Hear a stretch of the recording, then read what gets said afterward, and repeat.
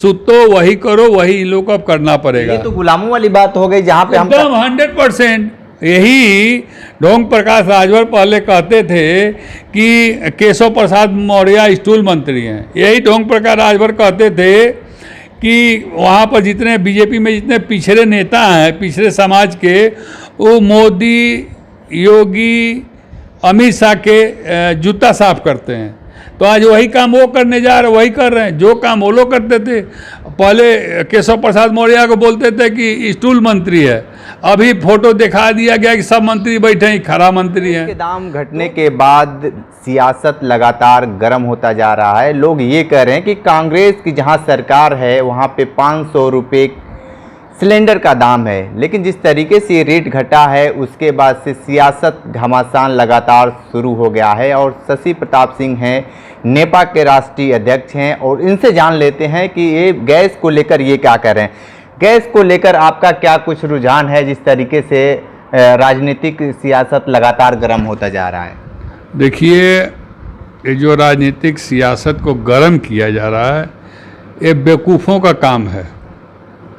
4 महीना तक लगातार टमाटर 200, 250, 300 रुपये किलो बेचकर और फिर उसका दाम घटाकर इसका दाम घटा रहा है, वहाँ से प्रॉफिट लेकर यहाँ से माइनस करने का काम कर रहा है। यह एक तरह से चुनावी जुमला है, चुनाव में वोट पाने के लिए जुमला है। और उत्तर प्रदेश में मात्र एक सीट पर चुनाव हो रहा है, वो है मऊ के घोसी में। घोसी में बीजेपी को बुरी तरह हार का सामना करना पड़ रहा है।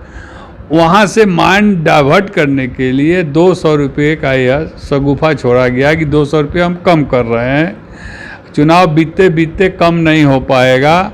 और मैं सभी लाभार्थियों को बता दूं, मेरी बात को याद रखना, 200 रुपया कम कर रहे हो और 400 रुपया तुमको देना पड़ेगा चुनाव के बाद। तो ये कोई अच्छा काम नहीं कर रहे हैं कि 1100, 1200, 1300 रुपया तक बेचकर और उसके बाद फिर कहने का मेरा मतलब कि 2 साल तक एक रेट में बेचकर और 2 महीना के लिए 200 रुपया कम कर दे रहे हैं। तो ये क्या समझ रहे हैं? जनता बेवकूफ़ है? जनता बेवकूफ़ नहीं, जनता बहुत चालाक है, होशियार है, और इसका कोई फ़र्क नहीं पड़ना है। ये लोग जितना थाली और लोटा बजा लें उससे कोई फ़र्क नहीं पड़ना है। 200 का कोई मतलब भी नहीं है। ये लोग 200 कम करके 500 बढ़ाएंगे आगे आने वाले समय में, पक्का आपको बता दूं मैं। लेकिन लगातार ये कहा जा रहा है कि महंगाई पे अब तो नकेल कस रही है ये भाजपा सरकार, आपको नहीं नजर आ रहा है? महंगाई पर भाजपा सरकार नकेल कस रही है। पहले भाजपा सरकार अपने नेताओं पर और प्रशासन पर नकेल कस के देख ले। जिस तरह से भ्रष्टाचार चरम पर है, गुंडागर्दी चरम पर है, बेटी बचाओ बेटी पढ़ाओ का नारा देने वाले लोग, हाथरस जैसी घटना आए दिन होते जा रही है। थानों पर लिस्ट मंगा के देख लें, तहसीलों पर का लिस्ट मंगा के देख लें, कितनी मुकदमाएं किसानों की, महिलाओं की पेंडिंग पड़ी हुई है। तो नकेल कहाँ कस पाएंगे ये लोग? ये लोग के हाथ में सरकार है ही नहीं कि महंगाई पर जो नकेल कस दिए। नकेल थोड़े कसे हैं ये लोग महंगाई पर। ये लोग थोक विक्रेताओं से मिले हुए हैं, वहाँ माल डंप करा लेते हैं, 2 महीना जनता का खून चूस लेते हैं। जब जनता त्राही माम करने लगती है तो धीरे से ढीला छोड़ के फिर उसको सस्ता करने लगते हैं। ये लोग प्री प्लानिंग ये काम करते हैं, जनता को मारने का काम करते हैं और दूसरा कोई काम नहीं करते हैं। घोसी चुनाव लगातार गर्म होता जा रहा है, ज़्यादा दिन बचे नहीं हैं, शेष दिन बचे हैं, महज 1 हफ्ते हैं। क्या रुझान रहेगा वहाँ का? देखिए, घोसी में 100% मैं बता रहा हूँ कि अगर कोई गड़बड़ी नहीं हुई सरकार और प्रशासन की तरफ से तो वहाँ समाजवादी पार्टी और इंडिया चुनाव लाखों वोट से जीतेगी। लेकिन सारे यंत्र तंत्र मंत्र इनके हाथ में है, पुलिस प्रशासन इनके हाथ में है, अथाह पैसा का भंडार है। अगर वो खसारा खेला अगर ये लोग खेलेंगे तो मामला कुछ भी हो सकता है। लेकिन मुझे पूर्ण विश्वास है कि वहाँ पर समाजवादी पार्टी के प्रत्याशी सुधाकर सिंह ही जीतेंगे, क्योंकि वहाँ पर जो 2 दल बदलुओं को, किसको मानते हैं 2 दल बदलू? एक प्रत्याशी है और एक वहाँ पर ढोंग प्रकाश राजभर है। ये जो दोनों दल बदलू हैं और बाहरी है, एक आजमगढ़ का एक बनारस का है, ये जो दोनों जाकर वहाँ बहरूपिया का रूप बनाकर घूम रहे हैं और बिक गए हैं। ये सब टिकाऊ नहीं है। बिक कर जिस तरह से वहाँ पर एक काम कर रहे हैं, अभद्र भाषा की टिप्पणी कर रहे हैं, कभी यादवों पर, कभी राजपूतों पर, कभी ब्राह्मणों पर, कभी भाजपाइयों पर, आए दिन अभद्र भाषा से गाली गलौज करना, माँ बहन तक की गाली देना, ऐसे लोगों को कौन, आज मैं पूछना चाहता हूँ उन्हीं से जो आज बीजेपी की गुणगान कर रहे हैं कि सामाजिक न्याय समिति की रिपोर्ट कहाँ गई, जातीय जनगणना कहाँ गई, ये करियवा साँड़, उजरका साँड़, मोटका साँड़ जो किसानों का खेत चढ़ जाते तो कहाँ गई, योगी जी को बोलते थे कि गाय का कोट सिलवा रहे हैं, वो कहाँ गया। वो सारी चीज़ें वहाँ की जनता याद रखी है और इन लोगों के प्रचार प्रसार का कोई मतलब वहाँ नहीं है। गांव से उठाए और भगाए जा रहे हैं ये लोग। अब कोई बिरादरी इन लोगों को सलाम करने वाली, अपने गांव में बैठाने वाली नहीं मिलेगी। अब जनता जागरूक हो गई है। दल बदलुओं को अपने विधानसभा में या अपने गांव में कहीं कोई जगह स्थान देने वाला नहीं। आप जगह स्थान की बात कर रहे हैं, लेकिन ओम प्रकाश राजभर अपने दोनों बेटों के साथ इस समय घोषित चुनाव में ही क्षेत्र में भ्रमण कर रहे हैं। आपको नहीं लगता है कि अपने समाज को जागरूक कर और एक तरफा भाजपा को वोट दिलवाने में 20 साल से अपने समाज को बेवकूफ़ बना रहे हैं। पहले ढोंग प्रकाश राजभर अकेले बनाते थे, अब उनके बेटे दोनों मिलकर बेवकूफ़ बना रहे हैं। अपने समाज को शिक्षा के प्रति कभी जागरूक करने का काम उन्होंने नहीं किया। अपने ही समाज के लोगों को बोलते हैं कि पियक्कड़ी हैं, 7 बजे के बाद इन लोग को उठा के ले जाना पड़ता है। अपने ही समाज को इन्होंने ये बोलते हैं कि राजभर समाज जितना दारू पी जाता है एक दिन में उतना बीजेपी के 1 महीने का खर्चा है। ये सारे वक्तव्य आप लोगों ने सुना है। कभी उनके मुंह से सुना है कि मेरा समाज सबसे आगे पढ़ लिख के निकल जाए, राजभर समाज पढ़ लिख के सबसे ऊपर रहे। आज ये लोग अधिकार की बात करते हैं कि हमारे समाज को अधिकार नहीं मिला। मैं आपके चैनल के माध्यम से पूछना चाहता हूँ, अधिकार का मतलब क्या होता है? कौन ऐसी बिरादरी है धरती पर जिसको अधिकार नहीं मिला? अधिकार का मतलब पहले समझाइए अपने समाज को जाकर। क्या खाने का अधिकार नहीं है, पीने का नहीं है, घूमने का नहीं है, ट्रेन में चढ़ने का नहीं है, बस में चढ़ने का नहीं है, रोड पर चलने का नहीं है, हवा खाने का अधिकार नहीं है, कि हवाई जहाज़ पर चलने का अधिकार नहीं है, कि स्कूल में जाने का नहीं है, कि हॉस्पिटल में जाने का नहीं है? किस चीज़ का अधिकार की बात करते हैं? अरे बात करना तो करो कि हमारी शिक्षा की बात। हाँ, शिक्षा स्कूल में आप जाइए, क्या नाम जाति पूछ के स्कूल में बैठाया जाता है? हर समाज के लोग जाती हैं, बैठते हैं, लेकिन वो बार बार घूम कर लोग बाप बेटा कहते हैं कि हम लोगों को 70 साल की आज़ादी में आज तक जो हक अधिकार नहीं दिया, जो हम लोग हक अधिकार छीन लिया, उससे हक अधिकार दिला कर रहेंगे। कौन से हक अधिकार? आप अपने बच्चे को पढ़ाएंगे नहीं, आप अपने बच्चे को लिखाएंगे नहीं, कुछ सिखाएंगे नहीं, तो कहाँ से हक अधिकार पाएगा?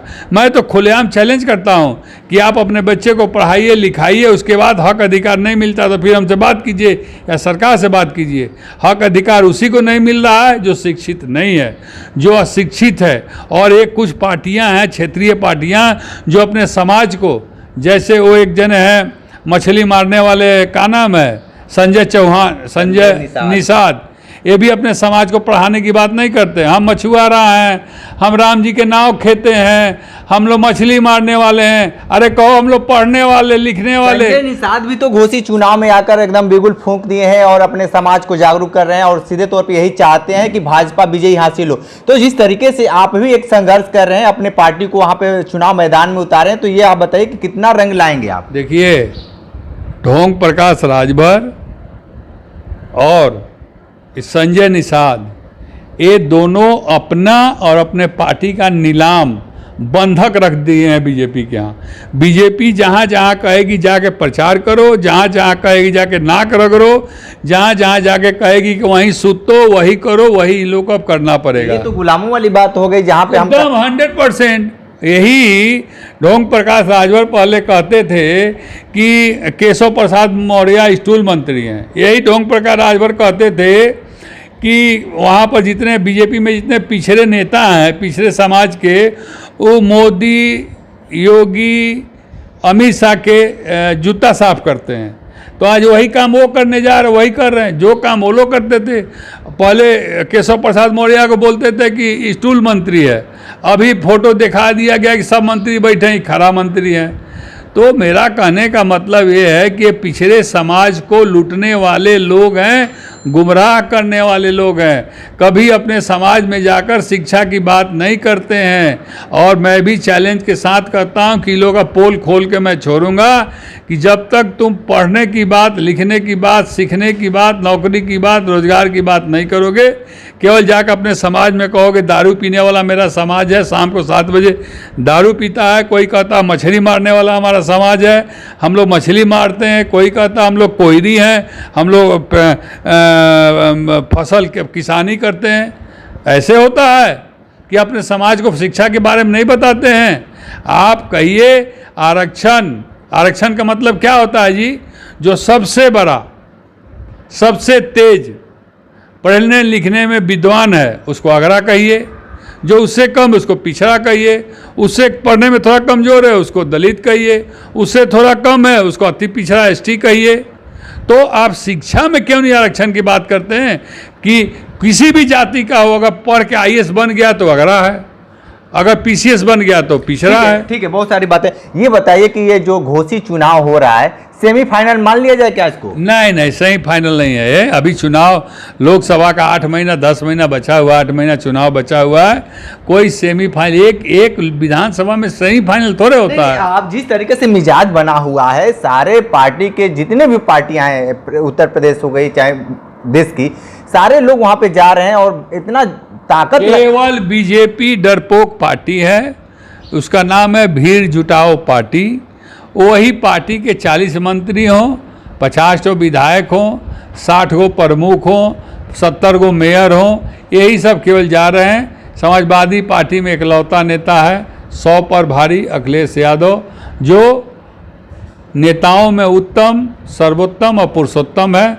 और वही व्यक्ति केवल गया है, अपना संदेश दे के कल आया है। अब बाकी 40 जाएँ, 50 जाएँ, 60 जाएँ, कोई फर्क पड़ने वाला नहीं है। वहाँ की जनता ने मन बना लिया कि किसको जीता। ये नेपा के राष्ट्रीय अध्यक्ष है और ये इन्होंने भी सीधे तौर पे बता दिए हैं कि वहाँ की जनता मूड बना चुकी है कि किसको जिताना है और किसको हराना है। ये आने वाले वक्त में सब पता चल जाएगा और ज़्यादा दिन नहीं है, 5 तारीख को वोटिंग है और 8 तारीख को गिनती है। लगातार अपडेट देते रहेंगे, तो हमारे साथ बने रहिए। कांडी बनारसी के साथ हमें दीजिए इजाज़त। नमस्कार।